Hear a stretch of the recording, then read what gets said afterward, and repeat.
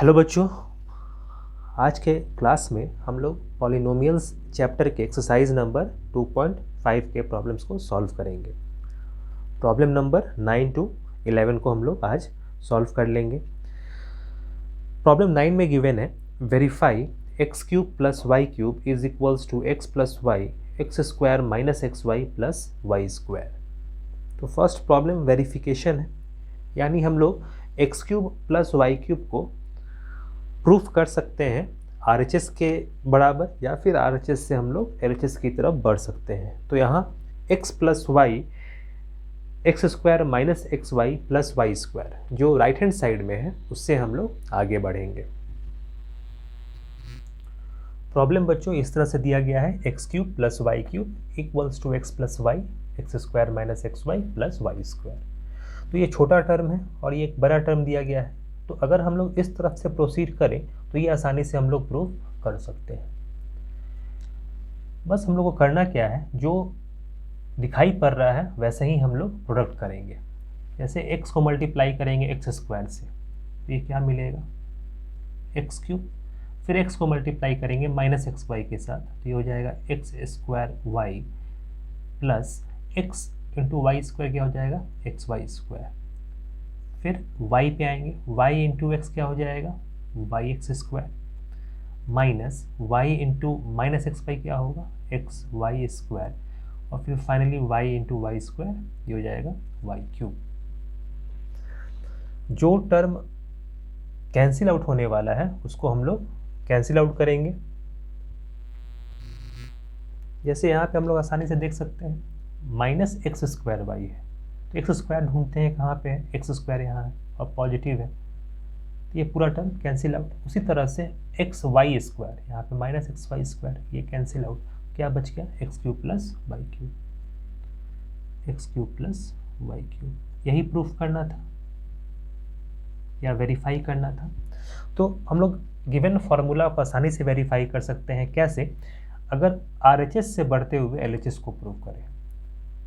ठीक है, अगर हम लोग x cube plus y cube को अगर RHS की तरफ प्रूफ करना चाहते हैं तो फिर x cube plus y cube को और एलोबरेट तरीके से लिख के फिर आगे बढ़ना होगा और फिर फाइनली हम लोग इस तरह से पहुंच सकते हैं। लेकिन आसान तरीका क्या है कि बड़े से छोटे टर्म की तरफ पहुंचा जाए। तो ये काफ़ी आसान था। नेक्स्ट बच्चों हम लोग प्रॉब्लम नंबर 2 देखते हैं।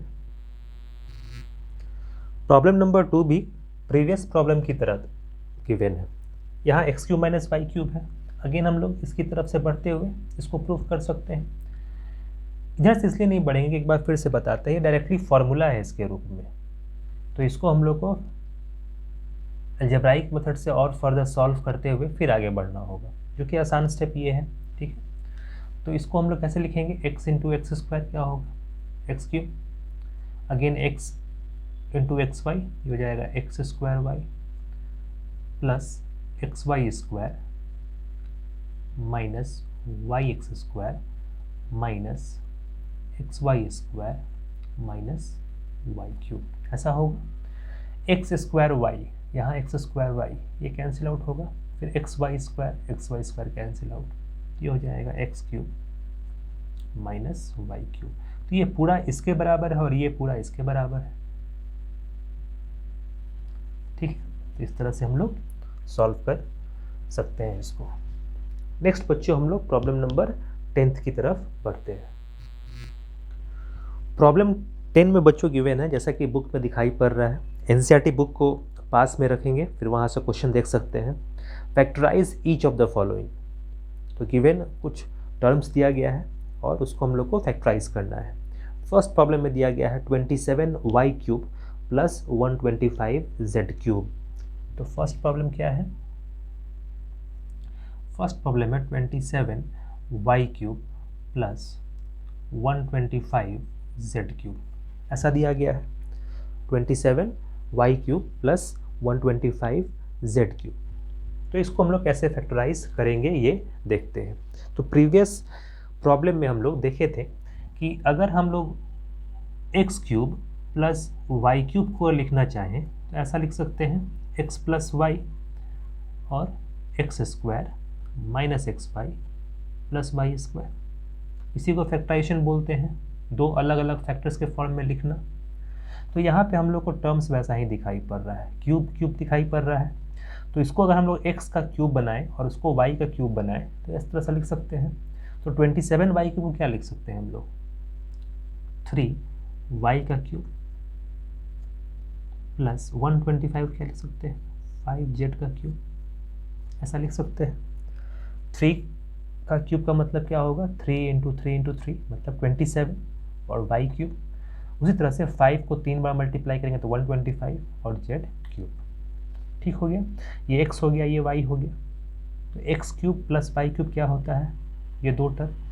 तो हम लोग जहाँ जहाँ y होगा वहाँ हम लोग 5z रख देंगे, क्योंकि x का वैल्यू क्या हो गया, ये टोटल x का वैल्यू हो गया और ये क्या हो गया, y का वैल्यू। इसको हम लिख सकते हैं x के जगह पे क्या रखेंगे, 3y, तो 3y रख देते हैं, प्लस y के जगह पे क्या रखेंगे, 5z। तो ये पहला टर्म मिल गया। अब x का स्क्वायर करना है तो 3y का स्क्वायर करेंगे, क्या मिलेगा, 9y square, minus x into y, इन दोनों को मल्टीप्लाई करना है तो 5 इंटू 3 क्या होगा, 15 और y into z, y z, plus y का स्क्वायर मतलब 5z का स्क्वायर मतलब 25z स्क्वायर। तो ये हो गया इसका फैक्टराइजेशन। ठीक है, 27y cube plus 125z cube को हम लोग इस तरह से ब्रेक कर लेंगे। बस फॉर्मूला मालूम होना चाहिए कि ये किस फॉर्म में दिखाई पड़ रहा है। यहाँ प्लस साइन है तो ऑब्वियस है कि बीच में हम लोग x cube plus y cube के फॉर्म में तोड़ते हैं, अगर माइनस होता तो माइनस के फॉर्म में ब्रेक करते हैं। ठीक है, तो काफ़ी आसान है। नेक्स्ट बच्चों हम लोग प्रॉब्लम नंबर 2 की तरफ बढ़ते हैं, प्रॉब्लम नंबर 10 के ही प्रॉब्लम नंबर 2 पे। प्रॉब्लम 2 में बच्चों गिवन है 64m cube minus 343m cube. तो ये किस फॉर्म में हम लोग ब्रेक कर सकते हैं, x cube minus y cube, क्योंकि बीच में क्या है, माइनस साइन।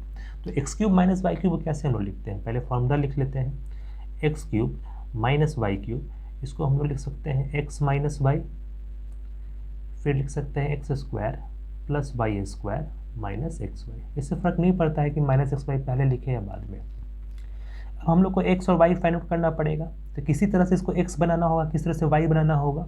तो 64m क्यूब है तो 64m क्यूब क्या लिख सकते हैं हम लोग, 4m होल क्यूब, ऐसा लिख सकते हैं, क्योंकि 4 को जब 3 बार मल्टीप्लाई करेंगे तो 64 मिलेगा और m का क्यूब 10 क्यूब होगा ही।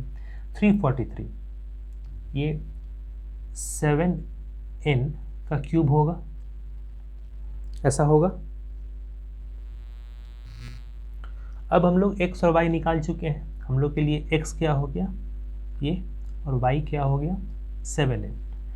अब यहाँ हम लोग फैक्टराइजेशन के फॉर्म में लिखने के लिए इसको दो टर्म्स को अलग अलग करके केवल x और y का वैल्यू पुट कर देना है। x और y की जगह पे वैल्यू पुट करेंगे, x की जगह पे क्या पुट करेंगे, 4n माइनस y की जगह पे 7n।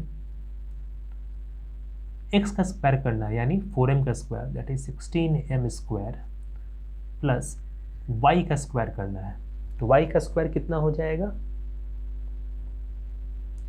यहाँ पे हम लोग करेक्शन कर लेते हैं, प्लस एक्स वाई, ये हो जाएगा y स्क्वायर कितना हो जाएगा 49 n square plus x into y, 7 into 4 28 mn।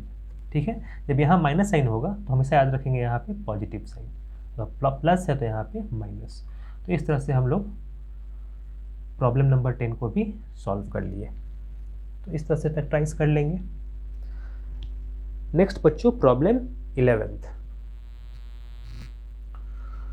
Problem 11th given है factorize 27x cube plus y cube plus z cube minus 9xyz। ये टोटली फार्मूला डिपेंडेंट है, x cube plus y cube plus z cube minus 3xyz। तो इसके अगर value को पता अगर किए हुए हैं तो आसानी से इस प्रॉब्लम को सॉल्व कर सकते हैं, अगर फॉर्मूला पहले से पता हो। क्वेश्चन क्या है, 27x cube plus y cube plus z cube minus 9xyz। इस तरह से प्रॉब्लम दिया गया है, तो इसको हम लोग किस फॉर्मूला से सॉल्व करेंगे पहले वो लिख लेते हैं। ये x क्यूब वाई क्यूब और जेड क्यूब दिखाई पड़ रहा है, इसका मतलब x cube plus y cube plus z cube minus 3xyz equals to क्या लिखते हैं हम लोग, x plus y plus z और फिर फर्दर लिखते हैं x square plus y square plus z square minus x z minus x y minus y z, ऐसा लिखते हैं। ठीक है, तो इसी फॉर्मूला को यूज़ करते हुए हम लोग इसको सॉल्व करेंगे। तो इसको टोटली एक्स क्यूब बनाना होगा, ये 27 एक्स क्यूब है, तो इसको ऐसा लिख सकते हैं हम लोग, ये 3x का होल क्यूब है। ठीक है, ये 3x का होल क्यूब है। x की जगह पे हम लोग इस टोटल को मानेंगे 3x। फिर y क्यूब और z क्यूब में तो कोई बदलाव नहीं करना है, वो वैसे का वैसे ही रहेगा। माइनस 3x की जगह पे क्या लिखेंगे 3x, y की जगह पे y और z की जगह पे z। ये हमेशा ध्यान रखना है कि ये इस तरह से दिया गया है, x cube plus y cube plus z cube. तो इस टोटल का क्यूब करना है। ये तो केवल यहाँ x का क्यूब है, इसको टोटल का क्यूब लिखने के लिए हम लोग को इस तरह से लिखना होगा। ठीक है, ऐसा हुआ। अब इसको फर्दर हम लोग इस फॉर्मूले के रूप में केवल लिख देंगे। ये क्या होता है x plus y plus z, x की जगह पे क्या है 3x, y की जगह पे y z। ये पहला टर्म हम लोग लिख चुके हैं। अब x का स्क्वायर मतलब 9x स्क्वायर प्लस y का स्क्वायर प्लस z का square minus x into y. पहले एक्स वाई लिख लेते हैं, फिर वाई जेड लिखेंगे, फिर एक्स जेड को बाद में लिखेंगे। एक्स वाई क्या हो जाएगा 3x इंटू वाई, तो ये लिख देंगे 3x into y minus y z वैसे का वैसे ही रहेगा, उसके आगे कोई कांस्टेंट टर्म नहीं है। और फिर फाइनल टर्म क्या है एक्स जेड, तो 3x इंटू जेड तो माइनस 3x जेड। ठीक है, तो इस तरह से अगर फार्मूला पता हो तो आसानी से हम लोग फैक्टराइज कर सकते हैं। तो ये थोड़ा डिफरेंट फार्मूलाज है, उसको हमेशा दिमाग में याद रखेंगे और प्रॉब्लम्स को अगर प्रैक्टिस करेंगे ढेर सारा, अगर आर डी शर्मा से संभव हो तो आर डी शर्मा से अगर प्रैक्टिस करते हैं तो ये सब फार्मूला ऑटोमेटिकली दिमाग में हमेशा याद रह जाएगा। और काफ़ी इंपॉर्टेंट फार्मूलाज है, डायरेक्टली कभी कभी क्वेश्चंस में यूज़ होता है, इसलिए इसको याद रखना है। नेक्स्ट क्लास में बच्चों हम लोग जो बचा हुआ प्रॉब्लम्स है उसको सॉल्व करेंगे। ठीक है, फिर मिलते हैं नेक्स्ट क्लास में।